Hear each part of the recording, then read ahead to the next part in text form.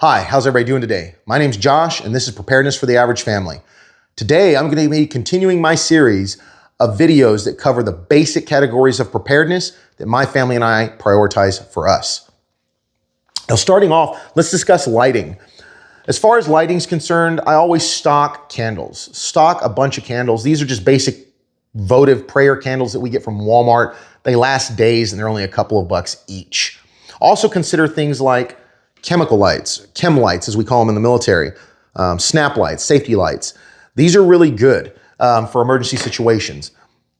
Kind of graduating on from that, consider flashlights. But when you're considering flashlights, try and find flashlights that take both batteries and can be recharged, say USB-C. And I'll get to the reason why in a minute. Batteries. Stockpile batteries. Try and keep all your devices on similar batteries so you're not stockpiling a bunch of different kinds of batteries, and it makes it easier for you. Things like AAAs, AA's, 9 volts.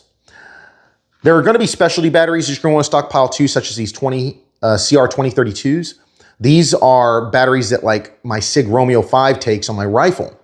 So depending on what kind of optics and things like that or odd and end devices you have, consider your odd and end batteries. Now, kind of moving on from lighting, let's discuss power. So the first step of power for my family and I is going to be these battery banks. These battery banks are really good. These are Anchor battery banks, but get whatever brand, as long as it works, it works. But this is an Anchor battery bank I use to power my cell phone. It can charge it like 4 or 5 times. But the reason I say get a battery bank is because you're going to move into something where you can go and get this flashlight that I had said, get a rechargeable one and use that battery bank to recharge it. And you start creating a system of power. Now, in conjunction with this battery bank, you're going to want to purchase something like a big blue 28-watt solar charger. This is a small solar panel that's going to allow you to basically charge up that battery bank, that flashlight, that headlamp, or whatever you need.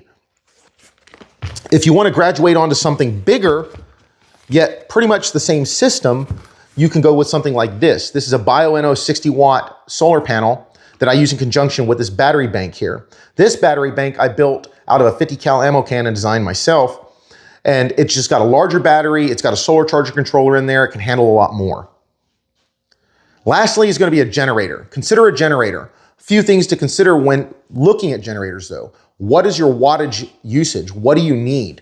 So that's going to help you determine what size generator you need. Secondly is fuel. There's gasoline, propane, natural gas. So all these things can power different types of generators. For instance, I have a generator made by Champion that's a dual fuel generator that uses propane and gasoline. So I have to stockpile both gasoline and propane and rotate those out. And then when it comes to accessories for your generator, consider things like power cables, the propane connections. Those are all going to be very important to setting up this system of power. And lastly, when it comes to power, a lot of times the lighting, the power banks, whether it be something like this or like this, can kind of be overwhelming. There's so much out there. There's so much on the market. What brands? What do I buy? I'll try and make recommendations as I continue these videos. But for now, just know this is the basics of how we power in a grid down situation or emergency situation for my family. Don't have to go out and buy this all at once.